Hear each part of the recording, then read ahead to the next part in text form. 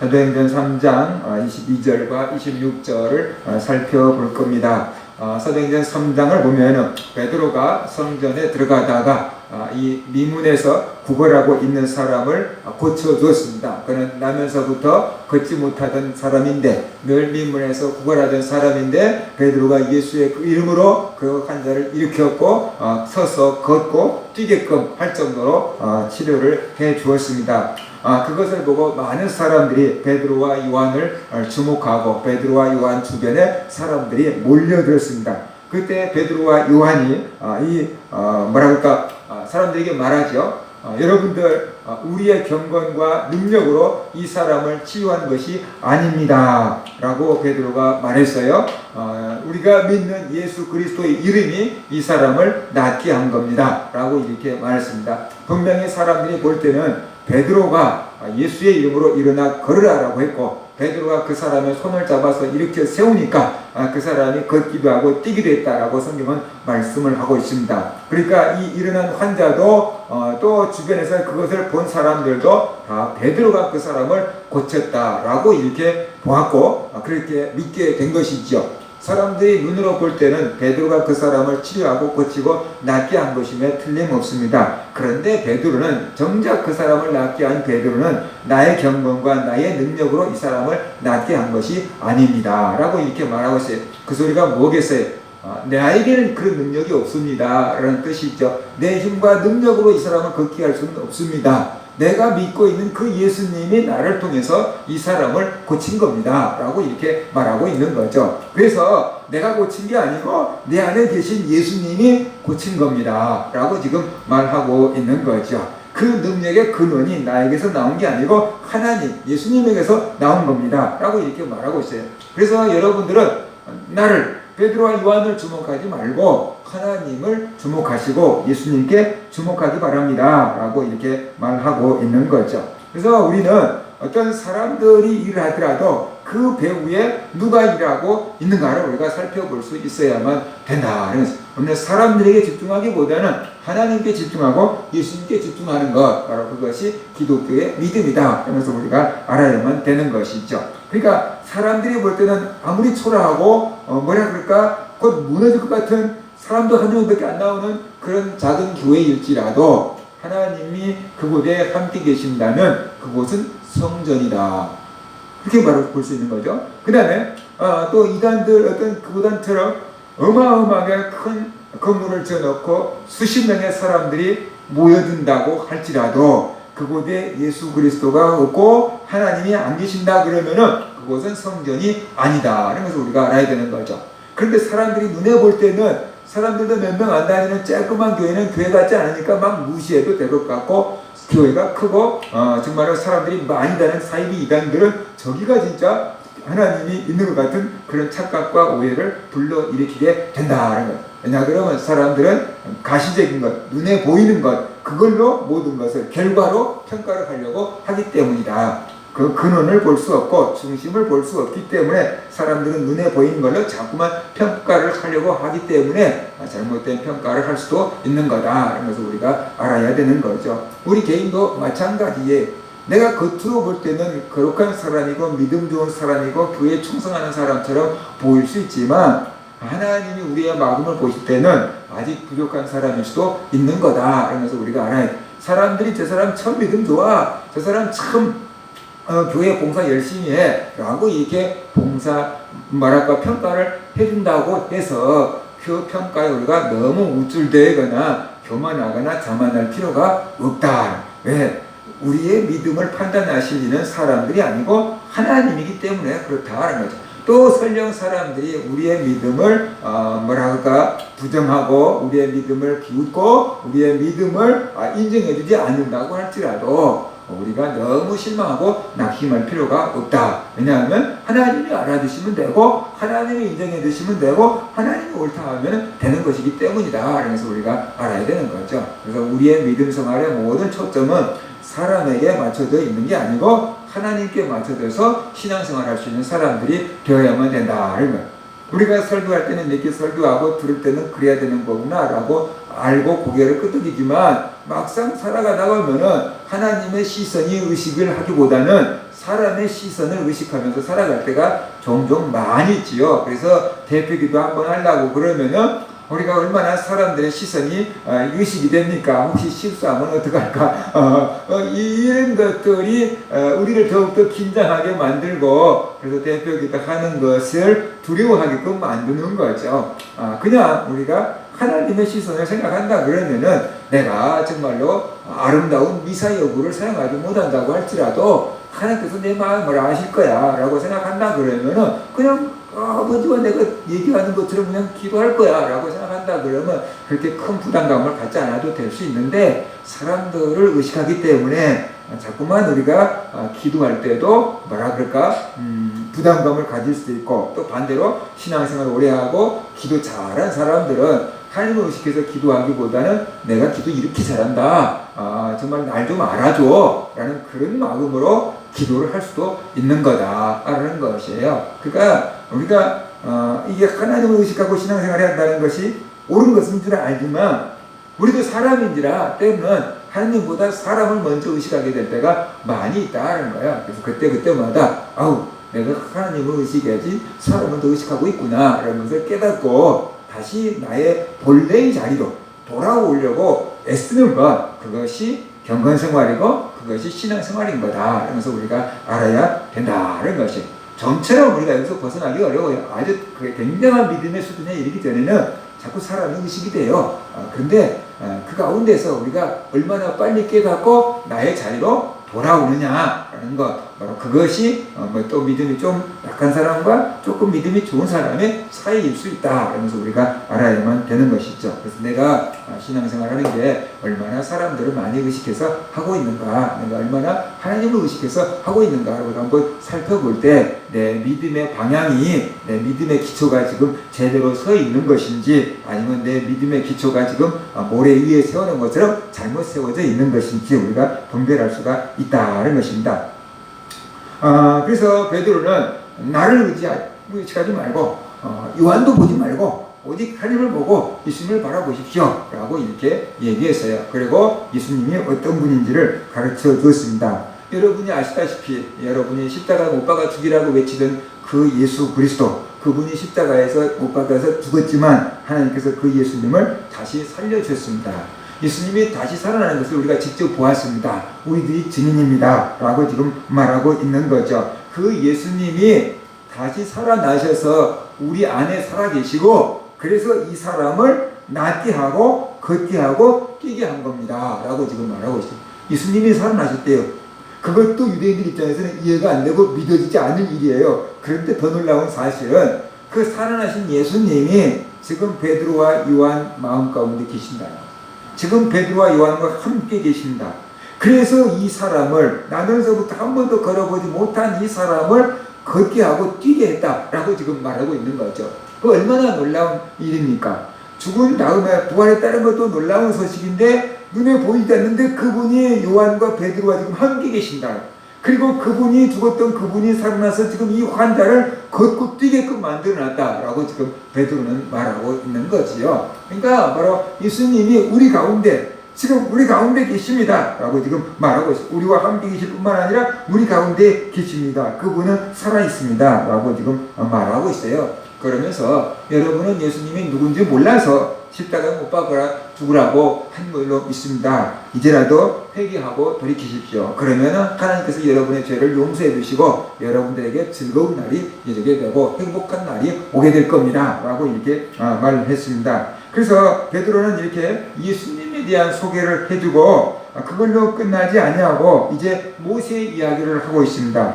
이 모세가 자기와 같은 선지자 한 명이 올 거라고 예언하지 않았습니까? 근데 그분이 바로 예수님입니다 라고 지금 말하고 있는 거죠. 모세가 말하기를 하나님께서 너희를 위하여 나와 같은 선지자를 보내실 거라 라고 예언했습니다. 그리고 누구든지 그 선지자의 말을 듣지 않으면 멸망을 받을 것이다 라고 모세의 선지자가 예언하지 않았습니까? 바로 모세가 예언한 모세와 같은 선지자 한 명을 보내주겠다고 했는데 그분이 바로 예수님입니다 라고 지금 말하고 있어요. 그래서 이제 모세의 예언대로 예수 그리스도의 말씀을 들으면 살지만 그분의 말씀을 듣지 않으면 멸망하게 됩니다 라는 거. 그러니까 살고 죽는 것이 예수님의 말씀을 듣느냐 거절하느냐에 따라서 운명이 갈라집니다 라고 지금 베드로가 말하고 있는 거예요. 그래서 여러분 누구나 다 살고 싶은 줄로 믿습니다. 여러분이 살고 싶다 그러면은 예수 그리스도를 믿고 그분의 말씀을 따라야 됩니다. 이것은 내 말이 아니고 모세가 예언해놓은 말입니다 라고 지금 베드로가 말하고 있지요. 우리들도 어떤 이야기를 하다가 그 말을 어떻게 믿어? 라고 우리 누군가가 얘기를 한다 그러면 우리가 뉴스에 나왔어 라고 한다 할지 뭐 서울대학교 교수가 연구에서 그렇게 나왔대 라고 얘기하면 사람들이 어떻게 돼요? 그랬나 보다 라고 생각하고 넘어가는 거죠. 그렇죠? 그러면 사람들은 뉴스라는 것에 대해서 권위를 인정하는 거죠. 뭐 서울대학교 교수가 연구해서 발표했다 그러면 뭐 그 정도는 어떻게 먹겠지? 라고 권위를 인정하는 거죠. 그래서 뭐 따져보고 확인해보지 않고 어떻게 돼요? 뭐 그럴 수 있겠네 라고 사람들은 금방 수긍하고 받아들인다는 거예요. 그래서 권위 있는 사람의 말을 인용하면 누가 이렇게 말했습니다 라고 하면은 사람들이 시비를 안 거는데 그냥 내가 말하면은 자꾸 시비를 거는 거예요. 내 말이 아니고 유명한 누가 한 말입니다 그러면 그래? 이렇게 옛날 우리나라 6.25 시대 같은 때라 그러면은 공자가 한 말입니다. 그러면 어떻게 되겠어요? 6.25에서는 그냥 더 이상 흠을 잡으면 안 되는 거죠. 그죠? 그래? 그렇게 이렇게 넘어가게 되는 거죠. 그처럼 유대인들에게 있어서는 모세는 우리나라 조선시대 공자보다 더 엄청난 권위를 가지고 있는 분이었던 거죠. 그래서 모세 선지자가 이렇게 예언했습니다. 그분이 바로 예수님입니다. 라고 했을 때 유대인들 입장에서는 모세 선지자가 예언한 것이라면 그럼 당연히 맞는 거겠지? 뭐 이런 권위를 그 이상 흠잡을 수 없는 그런 이야기를 하고 있는 거다. 그래서 우리가 알아야만 되는 것이죠. 모세가 예언한 분이 바로 예수님이라는 거예요. 그러니까 모세의 말씀대로 예수님의 말씀을 따르라 하는 거죠. 그래서 여러분도 살 수 있기를 바랍니다. 라고 지금 말하고 있는 거죠. 사람들은 자기에게 권위의 대상이 있어요. 예를 들어서 학생들은 선생님이 자기 권위 대상이에요. 그래서 선생님 말이라 그러면 어떻게 돼요? 그래도 좀 순종하는 척해. 회사 다니는 사람은 어떻게 돼요? 윗사람, 윗사람, 과장, 부장, 뭐 사장, 뭐 그러면 윗사람들 말이면 어떻게 돼요? 싫든 좋든 어떻게 내가 먹고 살아야 되니까 그 사람의 말의 권위를 우리가 어떻게 돼요? 인정하고 따르는 거죠. 군인이라 그러면 더 특별히 그러죠. 위에 사람이 말하면 그냥 군대는 예, 그렇게 따르는 그런 구조가 되어 있잖아요. 그래서 신앙인들은 그 목사님의 말에 권위를 인정하고 목사님이 뭐라고 하면 예, 그렇게 따르겠습니다라고 해. 그런데 이단들은 어떻게 돼요? 목사님이 뭐라고 하면 웬 개소리야 라고 이렇게 생각하고 권위를 인정하지 않으니까 받아들이지 않고 따르지 않는다는 거죠. 그죠? 그 사람이 한 말이 옳으냐 틀리냐는 그 다음의 문제인 거고 내가 권위를 인정하는 사람, 쉽게 말한다 그러면 내가 좋아하는 사람, 내가 존경하는 사람의 말이라 그러면은 무조건 믿고 따르려고 하는 경향이 있고 내가 싫어하는 사람이라고 한다 그러면은 어떤 소리를 하더라도 이와 반론을 제기하려고 대기하고 있는 것이 오늘날 현대인들의 모습인 것 같다라는 것이 예전에는 어떤 신앙, 종교만 그런 구조를 가지고 있었는데 그 다음에 어떤 연예인들이 그 구조 속에 들어온 것 같아요. 그래서 그 연예인들을 내가 한번 좋아하면은 사람들이 어떻게 돼요? 우리가 뭐 예수님을 막 따르는 것처럼 그 연예인들을 막 이렇게 따르는 거죠. 근데 또 그게 연예인들만 따르는가 했더니 조금 더 지나가니까 이제 뭐냐면 정치인들에게까지 그게 돼가지고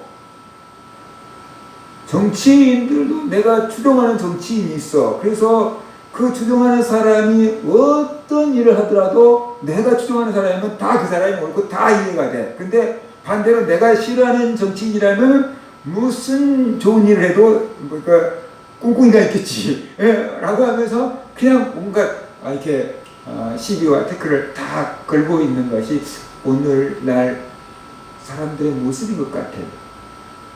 그러니까는 뭔가 자기가 믿고 따를 대상을 만들어 놓고 있는 거예요.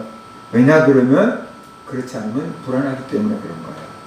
내가 믿고 따를 누군가가 있어야지 안정이 되지 그렇지 않으면 불안하다는 거예요. 그래서 믿음을 가진 사람들은 신앙적인 대상을 그렇게 믿고 따르는데 신앙이 없는 사람들은 연예인들을 믿고 뭐 스포츠인들도 포함될 수 있어요. 그 사람들을 믿고 따르는 거예요. 이게 그래서 그 속에서 기쁨과 즐거움과 위안과 평안을 얻고 사는 거예요. 근데 이제 그것도 아닌 사람들이 있어요. 그러니까 그 사람들은 어떻게 돼요? 정치인들한테 이 사람이 우리에게 유토피아를 건설해 줄 거야. 이 사람이 우리를 행복하게 해줄 거야. 우리는 하나님으로 신이 우리에게 행복을 줄 거야, 천국을 줄 거야 라고 믿는 것처럼 그 사람들은 이 정치인이 우리에게 행복을 주고 천국 같은 삶을 줄 거야 라고 굳게 믿고 있는 거죠. 그래서 그 사람이 무슨 말을 하든지 그냥 우리말로 한다고 그냥 아멘하고 막 믿고 막 무조건 추종하고 따라버리는 그런 세대 가운데 살아가고 있는 것 같아요. 예전에도 그런 것이 있었지만 오늘날 오면서 그게 더 심해진 것 같아요. 그래서 대통령 누구누구를 따르는 모임 이런 것들이 아예 그냥 명함이 하나씩 이름이 만들어져 가지고 그렇게 따르고 있는 것을 볼 수 있어요. 그런 것들을 통해서 우리가 알 수 있는 게 뭐냐 그러면 사람들이 참 많이 불안해하는구나 그런 거예요. 누군가가 믿고 따를 대상을 지금 원하고 있구나 그런 거예요. 근데 나는 신앙이 없으니까 연예인들에게서 찾고 나는 신앙이 없으니까 뭐 정치인에게서 찾고 그런 그러니까 문화를 통해서 내가 행복을 느끼겠다. 어떤 사람은 정치를 통해서 내가 행복을 느끼겠다. 어떤 사람은 신앙을 통해서 행복을 느끼겠다. 그래서 아마 방향이 좀 다른 쪽으로 흘러가지 않았나 그러면서 우리는 생각을 해볼 수 있게 되는 거다라는 것이에요. 그래서 바로 우리는 내가 믿고 따르는 권위자가 누구인가를 알아봐야 돼요. 내가 정말 누구를 믿고 따르는가. 우리 목회자들도 마찬가지예요. 목회자들도 성경을 해석하려면 여러 가지 주석들을 찾아보고 막 할 거 아닙니까? 그럴 때 내가 어느 교단에 속해 있느냐에 따라서 우리 교단 신학대학원에서 가르치는 교수 얘기라 그러면은 또 권위를 두고 믿고 따른다는 거죠. 그래서 내가 우리 교단 교수가 가르치는 것을 얘기를 했는데 누가 그거 잘못된 거다라고 말한다면 우리 신대원의 교수 누가 얘기한 건데요? 라고 얘기하면은 적어도 그 교단 내에서는 그래? 이렇게 이제 넘어갈 수 있으니까 적어도 장로교회에서는 칼빈이 이렇게 얘기했다고 라고 하면은 그래? 그렇게 그럴 수 있지? 라고 이렇게 넘어가는 그런 분위기인 것처럼 권위의 대상이 있다는 거야. 나에게 권위의 대상은 누구인가? 올바른 권위의 대상을 가질 때 우리가 올바른 삶을 살아갈 수 있고 잘못된 권위의 대상을 우리가 믿고 따르면은 나중에 허무함을 겪을 수밖에 없다. 간단하게 말하면 사이비 이단을 교주로 권위로 믿고 따랐다 그러면은 그 이단이 죽게 됐을 때 그 실망감을 감출 수가 없게 되는 것이죠. 사람을 믿고 따랐는데 그 사람의 부정직한 모습이 드러났을 때, 만천하에 드러났을 때 인정하고 싶지 않겠죠. 왜냐하면 지금까지 내가 믿고 따라왔던 그것이 다 무너지기 때문에 그래서는 안 된다라고 생각하는 거죠. 그래서 자기의 의식을 딱 접어두고 맹목적으로 그 사람을 방어하고 나서게 되는 거다. 그러면서 우리가 알아요. 그 사람을 위해서 방어하는 게 아니에요. 자기가 따르는 그 사람을 위해서 방어하는 것처럼 보이지만 그게 아니고 심리적으로 본다면 지금까지 내가 맹목적으로 믿고 따라왔던 내가 뭐가 되냐 그 말이에요. 어떤 분이 사기를 당했어요. 경기도에 있는 땅인데요, 산인데요. 그 산 하나에 제가 정확하게 숫자는 구분하지 못하는데 땅 주인이 몇천 명이래요. 땅 하나를 갖고 수천 명에게 팔아먹은 거예요. 그 부동산 투기꾼이 이렇게. 우리는 어떻게 된지도 모르지만 아무튼 다 그렇게 해갖고 팔아먹은 거예요. 그러니까 이게 완전히 이제 부동산 사기인 거죠. 그것이 너무 심각해가지고 경기도에서는 그게 대비책까지 만들었대요. 그런데 문제는 한 80대신 분이 인터뷰를 하면서 이렇게 얘기했어요. 내 평생 살았는데 이렇게 큰 사기는 처음이라고. 그러면서 그 사기당한 게 아까운 것보다 사기당한 내가 너무 싫다고 그러시더라고요. 사기당한 내가 너무 싫어. 창피해서 말도 못하겠어. 우리 같은 사람이 생각하면 아이고 그네도 평생 모은 돈인데 돈이 아까워 어디서 좀 찾아주세요. 이렇게 할 것 같은데 그분이 돈 얘기를 하지 않고 내가 속았다는 것에 대해서 너무 내 싫다. 내가 싫다. 그렇게 얘기하더라고요. 그 오래전에 들은 얘기인데 정말로 사기를 당하신 분이 창피해가지고 아들 며느리한테 말을 못하겠다 그랬대요. 사기를 당했는데 아들 며느리가 야단칠까 봐서 그리고 너무 자기가 창피해가지고 말을 못하고 혼자 꽁꽁 앓고 있더라는 거야. 그러니까 내가 믿고 추종했는데 그 사람이 와락 넘어져 버렸을 때 그동안 내가 잘못됐다는 것이 인정하기가 싫은 거죠. 내가 내 스스로 내가 용납이 안 되는 거예요. 그것은. 그렇기 때문에 맹목적으로 그 사람이 옳다고 방어하고 나서는 거다라고 이렇게 볼 수가 있는 거죠. 그래서 잘못된 권위의 대상을 믿고 따르면은 이렇게 된다라고 말하고 있습니다. 그 다음에 모세부터 시작해서 사무엘 선지자 또 그 이후에 모든 선지자들도 예수님의 때를 예언했다라고 이렇게 말하고 있습니다. 하나님이 보내실 그 예수님의 때를 예언한 거다라고 지금 베드로가 말하고 있어요. 아브라함 얘기를 끌고 오죠. 아브라함의 후손으로 천하 만민이 복을 받으라고 하나님이 약속을 하셨는데 그 아브라함의 후손으로 오신 분이 예수님이다. 그래서 예수님을 통해서 천하 만민이 복을 받게 될 거다라고 말합니다. 이제 여러분들도 예수님을 믿으면 아브라함에게 약속하신 그 복을 받게 될 겁니다. 그러니까 예수님을 믿으십시오 라고 지금 베드로가 유대인들에게 이렇게 설교를 하고 있는 거다라고 볼 수 있습니다. 중요한 건 이건 것 같아요. 유대인들은 모세오경을 알고 있었고 외우고 있었고 선지자의 글도 알고 있었고 글을 듣고 있었어요. 그리고 메시아가 올 것을 기다리고 있었어요. 그런데 진짜 메시아가 왔는데 그를 알아보지 못하고 십자가에 못 박아서 죽이라고 했다 그러는 거죠. 왜 그렇게 됐을까요? 그들의 성경 지식이 부족했을까요? 아유, 외우기까지 했어요. 모세오경을 외운다는 건 어마어마한 거예요. 생각해보세요. 창세기, 출애굽기, 레위기, 민수기, 신명기를 다 외운다. 우리는 예를 들어서 고린도전서 13장 한 장만 다 외우라 그래도 아이고 마태복음 5장만 다 외우라 아이고야 이렇게 힘들잖아요. 근데 그걸 다 외우고 다니 내기도부터 외우고 된 사람들인데 우리가 말하면 그냥 걸어다니는 성경인데 그런데 그리스도로 오신 분을 알아보지 못하고 죽였다는 거예요. 왜 그랬을까요?